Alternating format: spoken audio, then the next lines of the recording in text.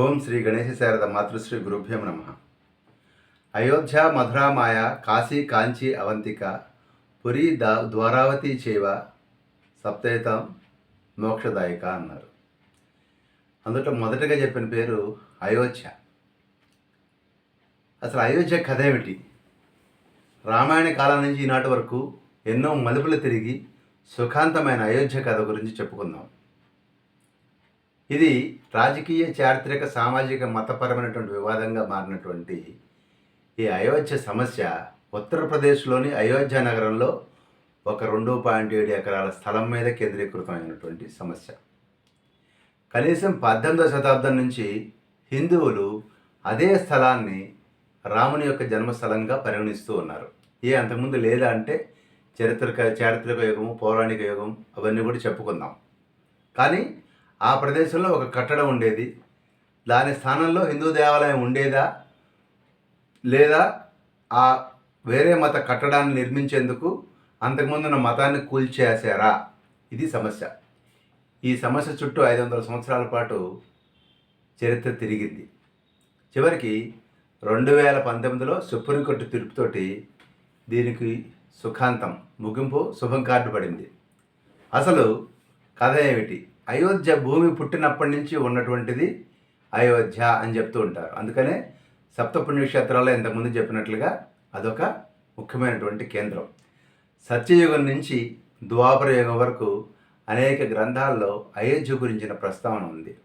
అయితే కాలక్రమంలో అయోధ్య ఎక్కడుండేది, శ్రీరామ జన్మభూమి ఎక్కడుండేది అనే చరిత్రలో మరుగున పడిపోయిన సందర్భంలో ఉజ్జయిని పరిపాలించినటువంటి విక్రమాదిత్యుడు తిరిగి అయోధ్యను పునఃప్రతిష్ఠించాడు.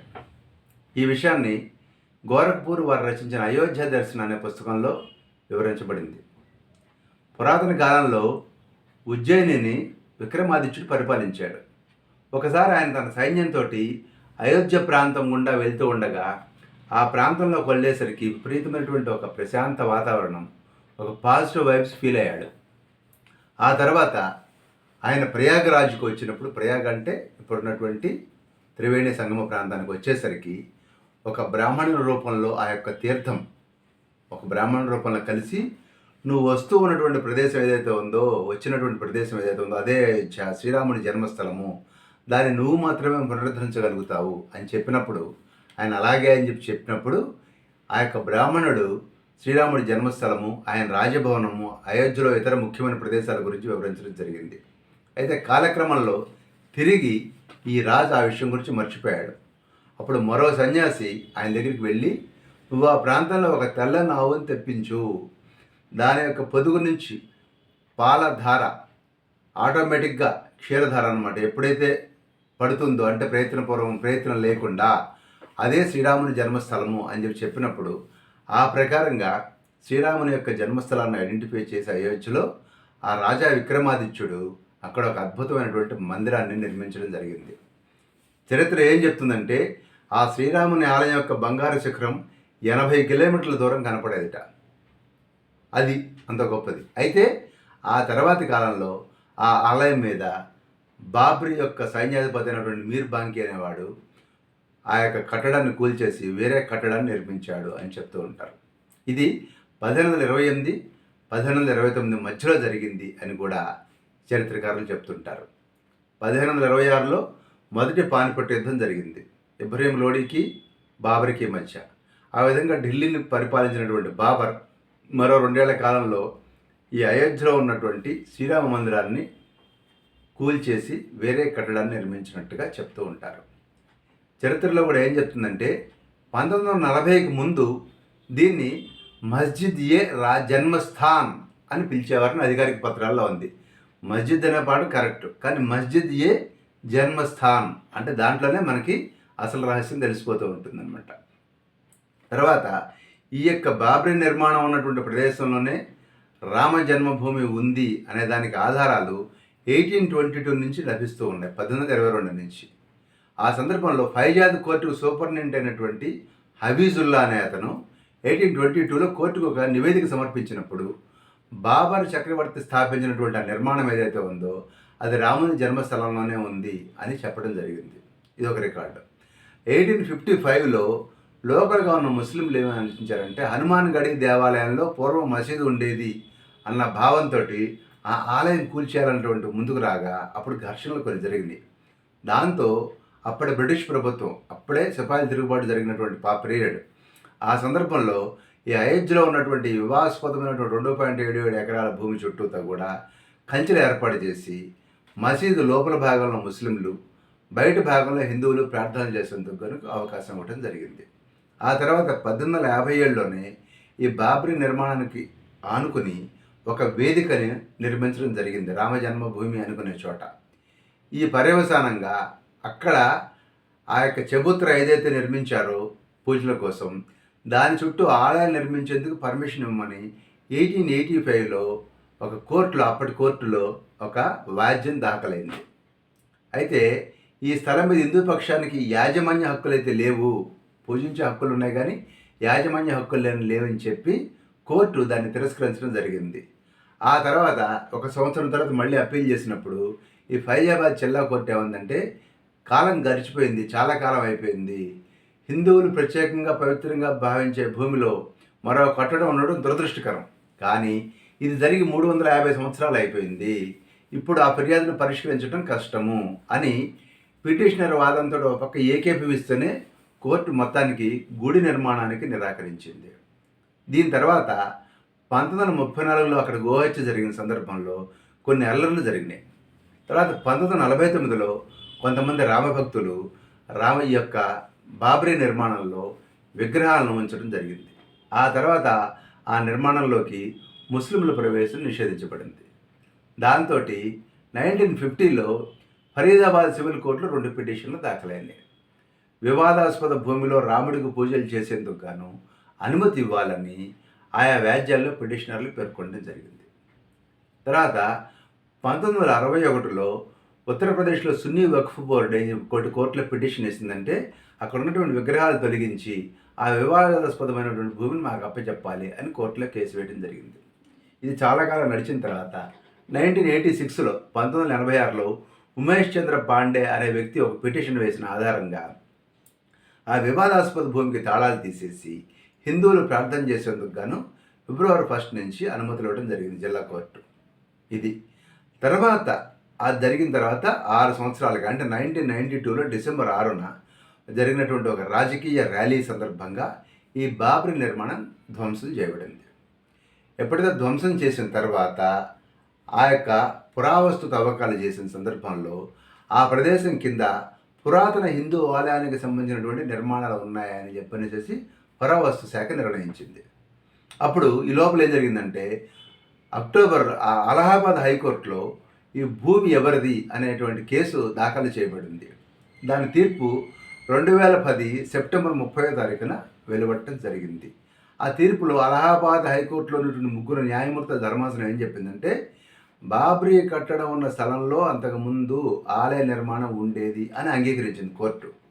అప్పుడు ఏం చేసిందంటే కోర్టు, ఓకే, ఈ భూమిని 3 భాగాలు చేస్తాము, విశ్వ హిందూ పరిషత్ ప్రాతినిధ్యం వహిస్తున్నటువంటి ఈ బాలరాముడికి 1/3 వంతు, అలాగే ఉత్తరప్రదేశ్ సున్నీ సెంట్రల్ వక్ఫ్ బోర్డుకి 1/3 వంతు, మరోపక్క హిందూ మత శాఖ అయినటువంటి నిర్మోహి అఖారాకి 1/3 వంతు, వీళ్ళ ముగ్గురికి కూడా తలా 1/3 వంతు చొప్పున ముగ్గురికి కూడా హక్కు ఉందని చెప్పనేసి ఈ అలహాబాద్ హైకోర్టు తీర్పు చెప్పింది. అయితే దీన్ని సుప్రీంకోర్టులో సవాలు చేయడం జరిగింది. అప్పుడు 2011లో సుప్రీంకోర్టు ఈ అలహాబాద్ హైకోర్టు ఇచ్చినటువంటి తీర్పు మీద స్టే విధించడం జరిగింది. తర్వాత సుప్రీంకోర్టు ఏం చేసిందంటే 2011 నుంచి 2016 వరకు అయోధ్య వివాదం చుట్టూ అనేక విచారణలు జరిగాయి, దాదాపు 5 సంవత్సరాల పాటు. చివరికి 2017లో సుప్రీంకోర్టు ఏమందంటే, అవుట్ ఆఫ్ కోర్టు సెటిల్మెంట్ చేసుకోండి, అన్ని వర్గాలు కూర్చుని మాట్లాడుకొని సెటిల్ చేసుకోండి, దీన్ని కోర్టుల్లో కొంచెం కష్టం ఇది అన్న పాయింట్ మీద చెప్పినప్పుడు దానికోసం 8 వారాల గడువు ఇస్తున్నట్లుగా 2019 మార్చి 8వ తారీఖు సుప్రీంకోర్టు చెప్పడం జరిగింది. అయితే ఈ మధ్యవర్తిత్వం ద్వారా ఎలాంటి పరిష్కారం లభించలేదని చెప్పనేసి 2019 ఆగస్టు 2వ తారీఖు సుప్రీంకోర్టుకి ఈ మీడియేషన్ ప్యానెల్ ఏదైతే ఉందో అది నివేదిక ఇచ్చింది, వల్ల కావట్లేదు, అవుట్ ఆఫ్ కోర్ట్ సెటిల్మెంట్ కావటం లేదు అని. దాంతో అయోధ్య బాబ్రీ వివాదం మీద సుప్రీంకోర్టు రోజువారీ విచారణ చేపట్టిన సందర్భంలో 5 న్యాయమూర్తుల సుప్రీంకోర్టు ధర్మాసనము ఈ టైటిల్ వివాదంకి కేసుల గురించి ఎస్పెషల్లీ 2019 ఆగస్టు నుంచి అక్టోబర్ వరకు కంటిన్యూస్గా విచారణ చేసింది. ఈ సందర్భంలో సుప్రీంకోర్టు ఏం గమనించిందంటే బాబ్రీ నిర్మాణం జరిగింది ఖాళీ స్థలంలో కాదు, అలాగే తవ్వబడినటువంటి కింద నిర్మాణాల్లో ఇస్లామిక్ నిర్మాణాల జాడ లేదు, గుడి ఉన్నదని అంతకుముందు డిసైడ్ చేశాం. ప్రత్యేకంగా వారికి హక్కు కలిగే విధంగా ఆ ఖాళీ స్థలంలో నిర్మించబడలేదని కన్ఫర్మ్డ్. అంతకుముందు ఏముండేది అనేది చెక్ చేసినప్పుడు అందులో ఇస్లామిక్ నిర్మాణాలు లేవు దాని కింద అన్నది అర్థమైంది. ఆ సందర్భంలో 2019 నవంబర్ 9న ప్రధాన న్యాయమూర్తి రంజన్ గొగోయ్ నేతృత్వంలో ఉన్నటువంటి సుప్రీంకోర్టు యొక్క ధర్మాసనం తమ తీర్పును ప్రకటించింది. అంతకుముందు ఉన్నటువంటి అన్ని నిర్ణయాలు, అన్ని జడ్జిమెంట్లు రద్దు చేస్తూ పన్ను రికార్డుల ఆధారంగా ఈ భూమి ప్రభుత్వానికి చెందుతుంది అని తీర్పు చెప్పడం జరిగింది. అంతేకాకుండా హిందూ దేవాలయాలు నిర్మించేందుకు మొత్తం 2.77 ఎకరాల భూమిని ఒక ట్రస్ట్కి అప్పగించాలి అని చెప్పనేసి కూడా తీర్పు చెప్పడం జరిగింది. మసీదు నిర్మించేందుకు గాను ఉత్తరప్రదేశ్ సున్నీ సెంట్రల్ వక్ఫ్ బోర్డుకి ప్రత్యామ్నాయ స్థలంగా ఒక 5 ఎకరాల భూమిని ఇవ్వమని ప్రభుత్వాన్ని ఆదేశించడం జరిగింది. ఈ విధంగా సుప్రీంకోర్టు తీర్పు ఆ తర్వాత శ్రీరామ జన్మభూమి ట్రస్ట్ ద్వారా గొప్ప నాగర శైలిలో రామమందిర నిర్మాణం ప్రారంభమైంది. 2020 ఫిబ్రవరి 5వ తారీఖున భారత ప్రభుత్వం శ్రీరామ జన్మభూమి తీర్థక్షేత్రం పేరుతో ఒక ట్రస్ట్ని ఏర్పాటు చేస్తూ ఒక ప్రకటన చేయడం జరిగింది.